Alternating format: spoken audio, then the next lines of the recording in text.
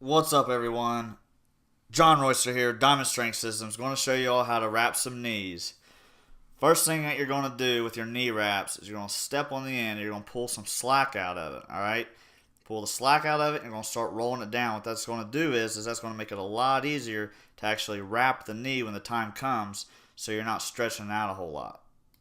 Next thing we're going to do is the one getting their knees wrapped, they're going to want to sit down in a chair and put their foot on the floor with their legs straight, or they're going to have their foot propped up on another chair where it's parallel to the ground. Then what I typically do is I'll have them hold the standing end at the top right above their knee, and I'll do about 3 to 4 wraps down, splitting the knee wrap in half, and then I'll cross it up and down to get that X over top of the knee. So I'll show you all this again. She's going to be sitting in the chair, her legs straight out in front of her, her legs tight, it's flexed. She's not loose in her leg. And what I mean by cutting it in half or splitting the knee wrap in half, as you wrap down, the top of the knee wrap is going to come back around and be in the middle of the wrap that's already applied to her knee. So the bottom of the wrap is actually overhanging what's already there. So there's 3 different ways that I like to wrap knees when it comes to the tightness. I like to do a light wrap if we're not in the real heavy sets. Then I like to do a medium wrap, which is a little tighter. It's still going to give you some pop, give you some rebound. And then the third is you're wanting to cinch and crank this thing down. Knee wraps should not be loose. Your knee wraps should be very uncomfortable. They should be almost painful when you put them on. 9 times out of 10 when my knees wrap for a competition, I'm not really even worried about the weight on the bar. I'm more worried about my knee wrap. It almost feels like my kneecap's being pushed through my leg. They're not supposed to be comfortable whatsoever. You want these things tight. You want them. You don't want any skin showing. You want to cover up as much skin as possible when it comes to the actual wrap itself. As you can see here, there's a cross over the kneecap, and we tied it right above the knee. The reason why I like to tie it above the knee is because if you're a little short on depth, sometimes it can give you the illusion of you hitting parallel. So here, it's going to be from her point of view. She's going to grab that part.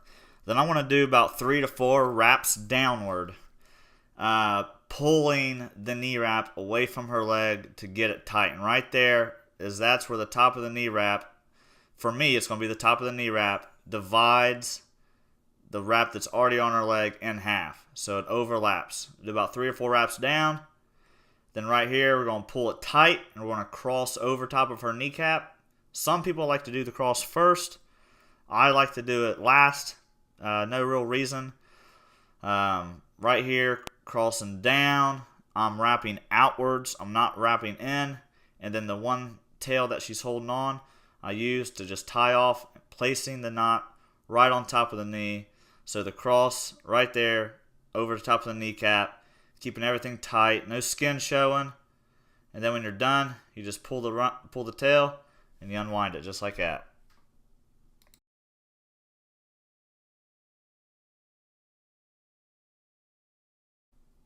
So if you're by yourself, don't have anybody available to wrap your knees, I like to start at the top and I'll overlap it right at the top on that first wrap just so it has something to hold on to. And I want to do about 3 or 4 wraps down.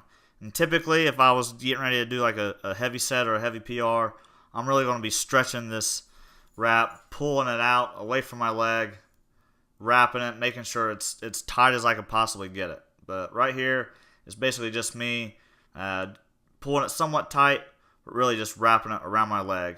Then you're just going to grab it and tuck it, just like that, to get it nice and tight. If you don't want to be fancy and you just want to wrap your knee, you don't want to do no cross, you can't figure it out or whatever, you can always start at the bottom, wrapping outward, get it over top of that first lap so it has something to hold on to, and then just start pulling and wrapping. about 3 or 4 wraps up. You don't want to go all the way up the thigh, all the way up the quad, or too far down on your calf. Just want to get most of the wrap over the knee. And you just want to split the wrap in half. If you need to pull some slack out of that last wrap to get the tail through so you can pull it nice and tight, go for it. It's just a personal preference and how tight the wrap actually is on your knee. So back to the beginning. When you're rolling this thing up, you're going to want to step on it, and you're going to want to pull as much slack out of this wrap as possible, and you're going to want to roll it nice and tight. That's going to give you the biggest advantage when you're wrapping your knee, because all that slack's already pulled out of the wrap, and you don't have to do it when you're wrapping your knee. So here's a side angle. She's going to hold the top of it again, and we're going to do 3 to 4 wraps down. I believe I do 3 here. Splitting the knee wrap in half. Once you get to the bottom, you're going to do a cross up, and when you're at the top, you're going to do a cross down. Pulling the slack out of the knee wrap, crossing it back up, and then with the slack, you're just going to grab the piece that she was holding, or he was holding, and just going to tie it off. Once it's tied, just help to lift her up, and as you can see, that the knot that is tied is above the knee, not directly over top of the kneecap. It's going to be above the knee. So when you squat, it gives you that illusion that you're a little bit deeper than you actually are.